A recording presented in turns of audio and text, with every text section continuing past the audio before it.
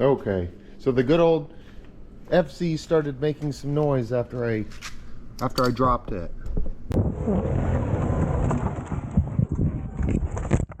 Barely dropped it, so that it would make noise like what I have in this little clip. Alright, bike sounds great. Okay. I'll plop it into gear and start to let off the clutch. Hear that sound?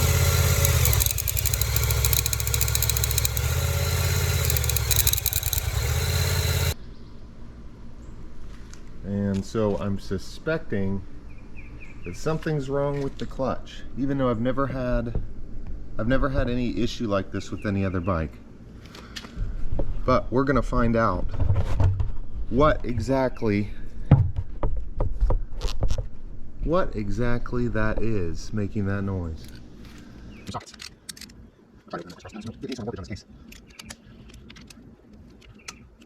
see what I really need to. If watching some videos, I don't think I actually need to take off the sport. So these are my okay, we can use space up. Maybe if I'm lucky. Oh.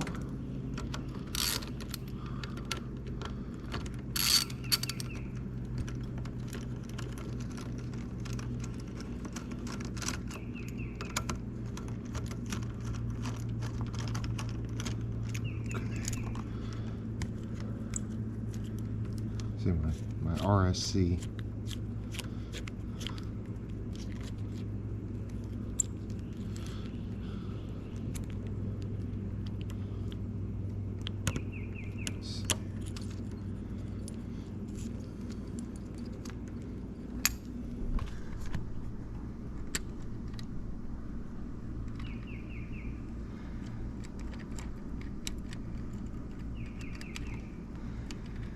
Huh. It's this little metal flange to get it out. Strong fingernails. Okay. There we go. Alright, back to the case. We should have done that from the start. Be careful, take it.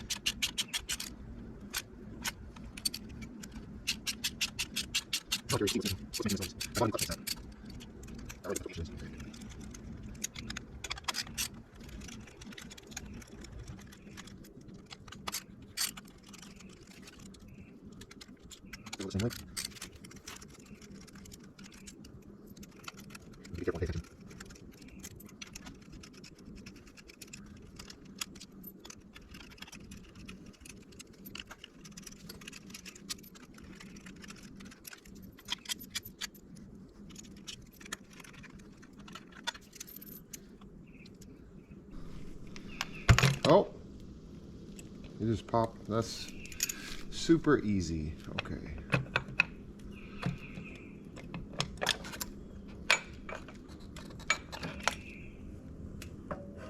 All right, perfect. Look at that.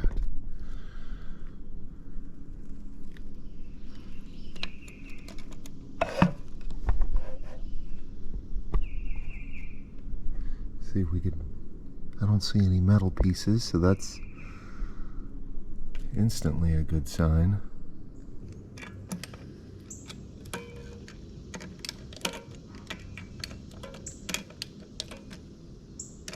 Guess I should use a star pattern.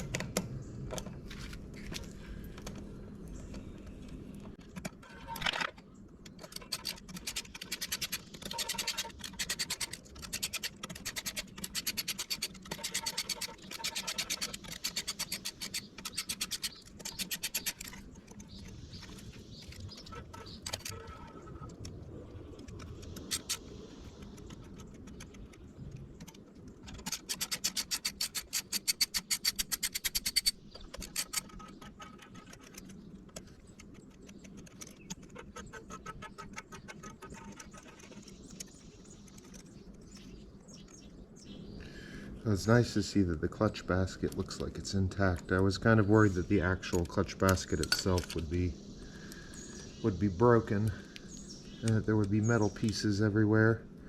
So far I don't see any metal pieces. After this I'm also doing an oil change.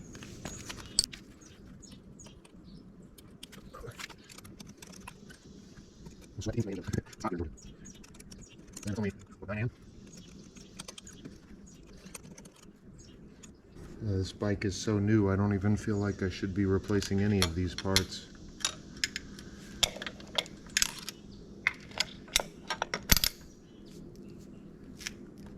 What will we find?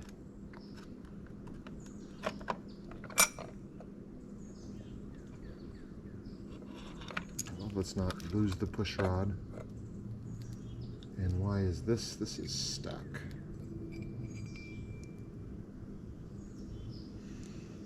Huh. It's just damaged on the outer portions, like it scraped something. The surface of this looks fine. Alright, I'm going to be very careful and make sure the way I take it apart is the way I put it back together. So I don't think I'm going to be using this one. The mating surface looks good. So that pressure plate was stuck to that. It looks damaged on the edges and it was stuck. Not stuck hard, but it was stuck on there. Let's be real careful not to get that dirty. Let's continue. In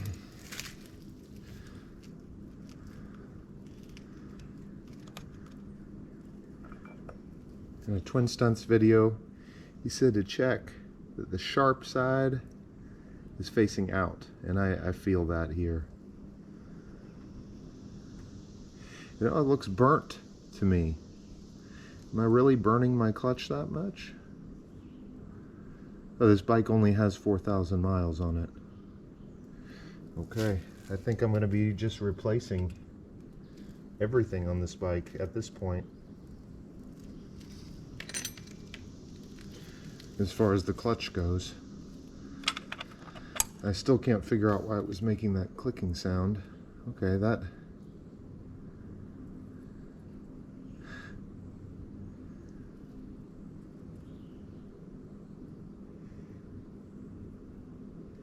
It almost looks like there's a little bit of scoring on this.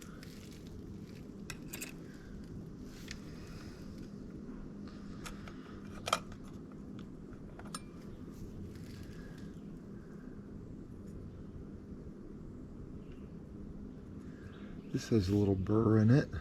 I don't know if that's a manufacturing defect though. There's a burr on both sides. Or a bend. No. I think that's a manufacturing. Okay.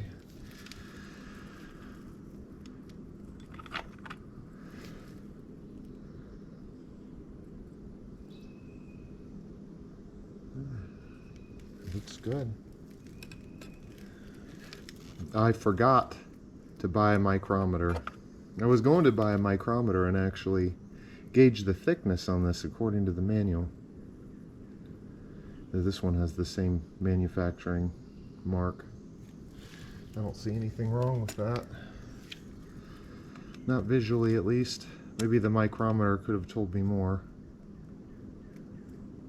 Oh, this is where I need some screwdrivers.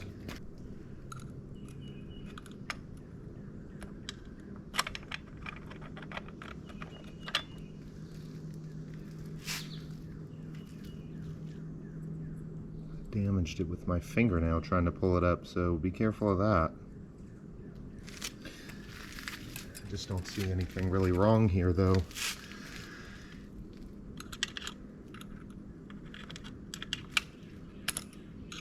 Anything overtly wrong at least. I'll get two at once. 3 at once. There. They look pretty healthy.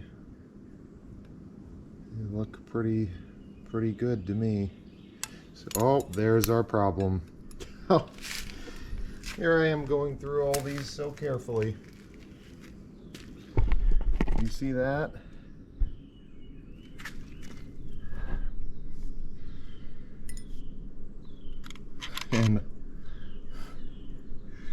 And this happened from a tiny minor drop.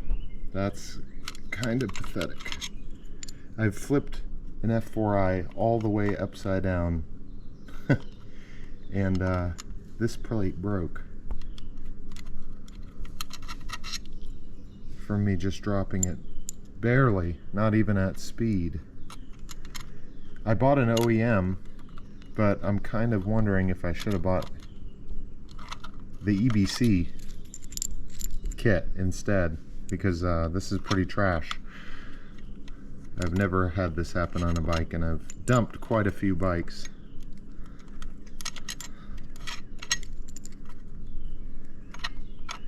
Now that's pretty crazy. I'm gonna set this down again. Oh. Well, it's good to know that we actually have an issue other than a slightly burned clutch. And this stuff is all so new, 4,000 miles, that I honestly don't think that I need to replace everything. Oh goodness, come on.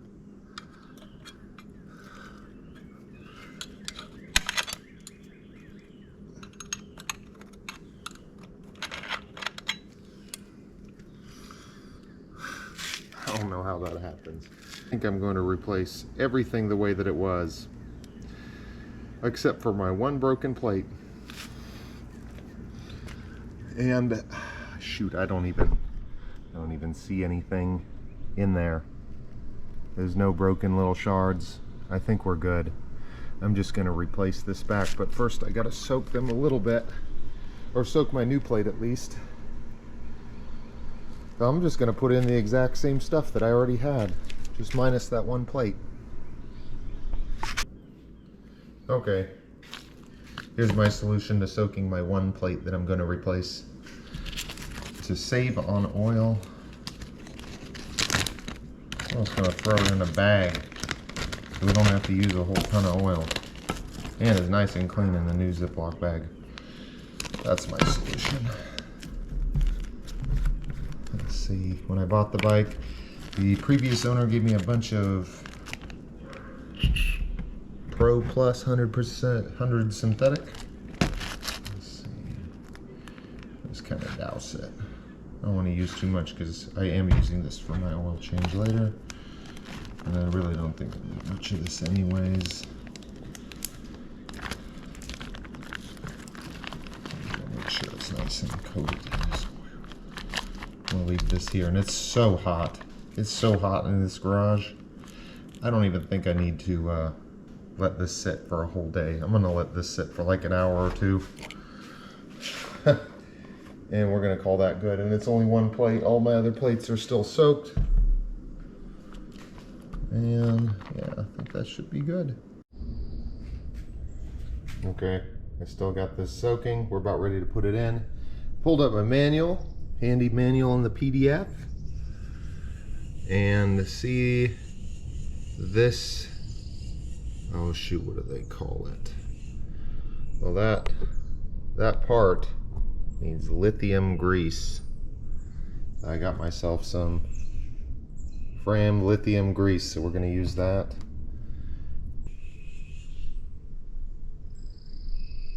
Here we go. Clutch spring bolt, 5.9 foot-pounds.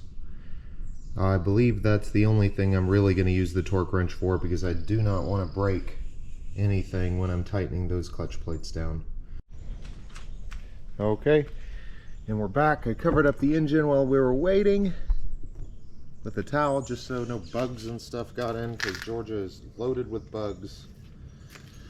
We got our broken clutch plate, or that pin we're gonna put the grease on in our last darker plate that we're gonna install last. That had a little bit of wearing around the outside, but I don't even think that anything's wrong with that. I think that that's okay. I think that this was our issue. I'll set this here.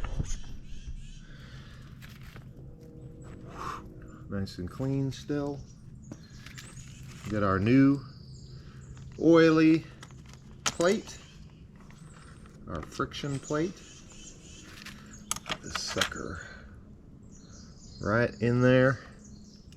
Does that fit flush? Can't tell if it's fitting flush. Why does it not feel like it? Let's see. Maybe it is. Yep, okay, it's on there.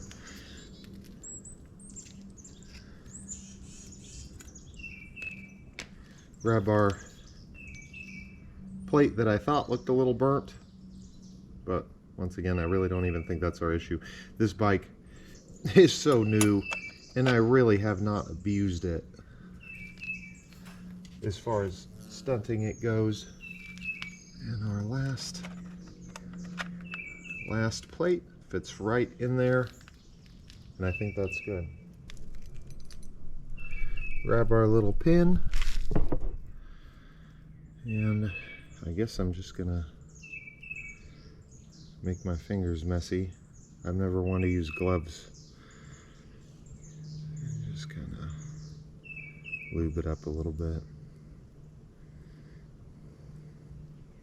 Use some lithium grease. In the manual it says lithium soap grease. I could not find anything that said lithium soap, but this is rated for high temperature. And it didn't even look like there was anything on it when we took it apart here. Okay. Grab our nice clutch plate.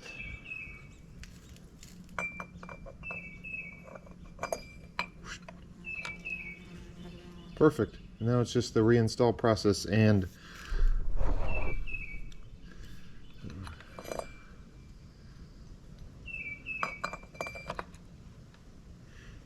making sure that I get this cruddy gasket off. Shoot.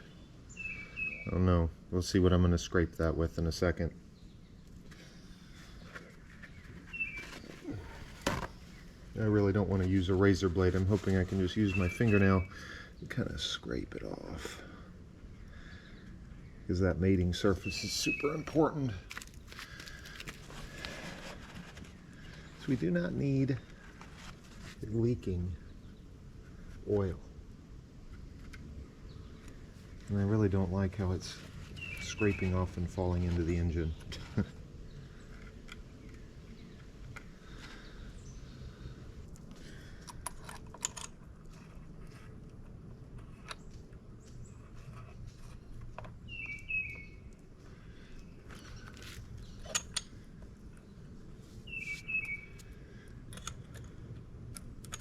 I'm reusing all my springs and everything, because as I said, this bike is so new, and I guess my little drop broke that plate. So I really don't think anything needs to be replaced. We can save all the rest of the stuff for when this bike is a little older, or the next time a plate just shatters for almost no reason. And I'm going to use the brakes and convert to 8 pounds. And I'm going to try not to sweat anymore in the engine bed. If not too bad, it's not sweating like sticking.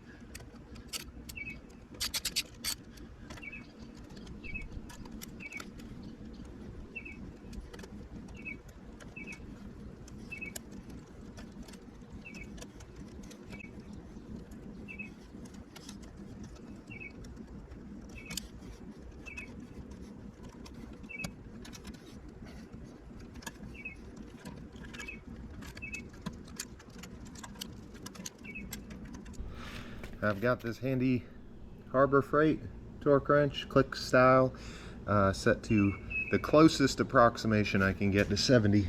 So I don't know if we're doing decimals here, but I clicked it, it's probably closer to 71. And of course, it's the small style. Hold on. Alright, I've got my adapter. Let's see.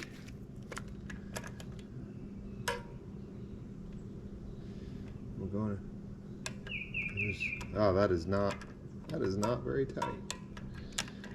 So I don't think I have any risk of damaging this.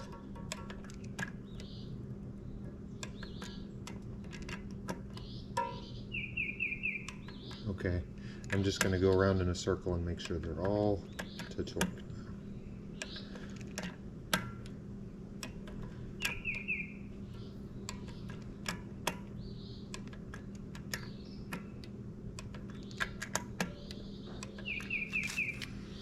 Alright, I'm glad I got the torque wrench because I would have torqued them down much more than that. And I've decided, I've scraped a little bit of this gasket off. I've looked at the gasket. The gasket itself actually looks pretty good. So we're even going to reuse the gasket. The only way we're not is if it starts leaking. So let's see how it goes. I think the hardest part is going to be getting this clutch lined up.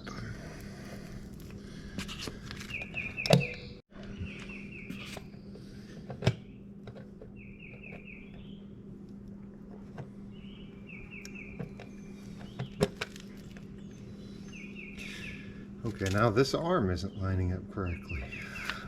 Maybe I need to shoot.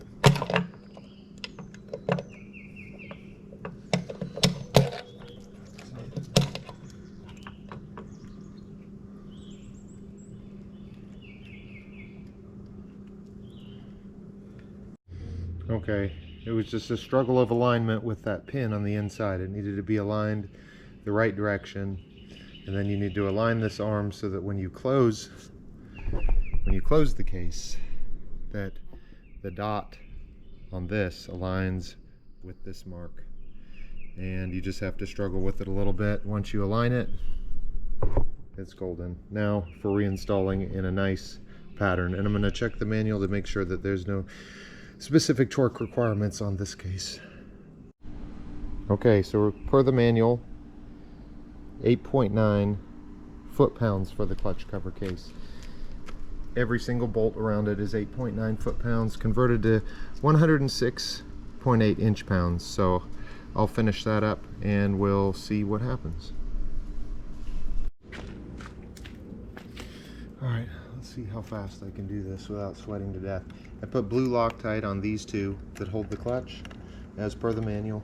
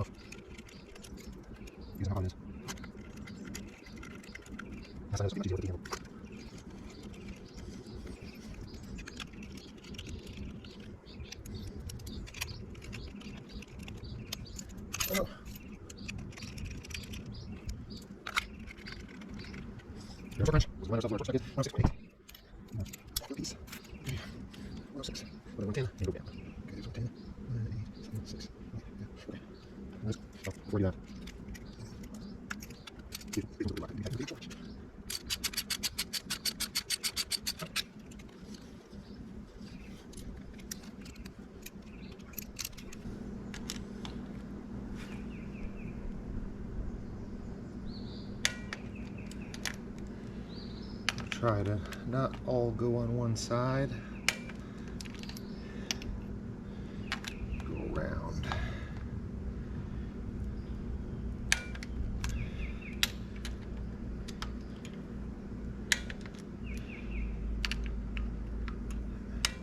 Okay, we already did that one.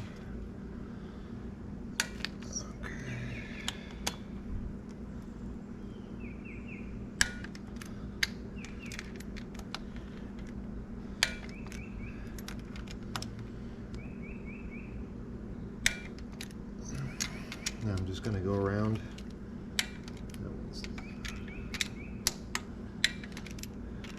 Check all of them.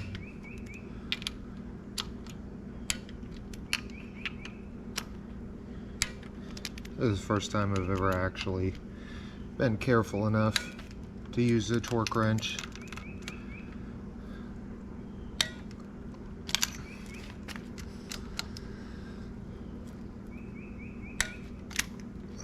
Just make sure that one.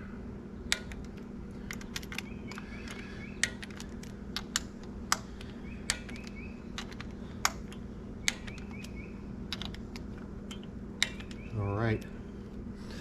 They're all torqued down. That should be good. Now it's just a matter of reinstalling the clutch cable, putting my RSC clutch back on, and we'll see what happens. Okay, you guys, I had major problems, and I realized it's because I didn't pay attention. Look, remember that new one that I put in and I didn't feel right? It's because I didn't line it up. It's in the wrong groove. You guys may have noticed that when you were watching. I think that's what the problem was. I put it all together and the clutch was super soft, and I just pulled it all apart again. It's 101 degrees out right now, and I think I've sweat out a gallon of water, but I'm determined to finish this today. So don't be stupid and make this mistake that I did, but I'm pretty sure that's what it is. But just in case, I'm also installing the new clutch springs as well. All right, the job is done. Lessons learned. Attention to detail. Attention to detail. I thought that I was paying attention, but you really have to be careful with the orientation of those plates. I took it for a test ride and the clutch works perfect. It was just because I installed that last plate at the wrong orientation. The last plate, the one on the furthest on the outside, needs to be offset from all of the other ones. And I had made 2 of them offset. So I guess that's an easy mistake to make. Maybe somebody else might make it, so maybe that will help. But the main purpose of this video was to find out what this rattling sound was. So I didn't really mean to make it into a how-to video, but who knows, maybe it will really help somebody out. And yeah, now the oil's draining, putting in some new oil, and I'm gonna flush out the coolant and put some water wetter in there with some distilled water that I have going on right here. But anyways, the main project was the clutch. All right, you guys, hope I helped somebody. Bye.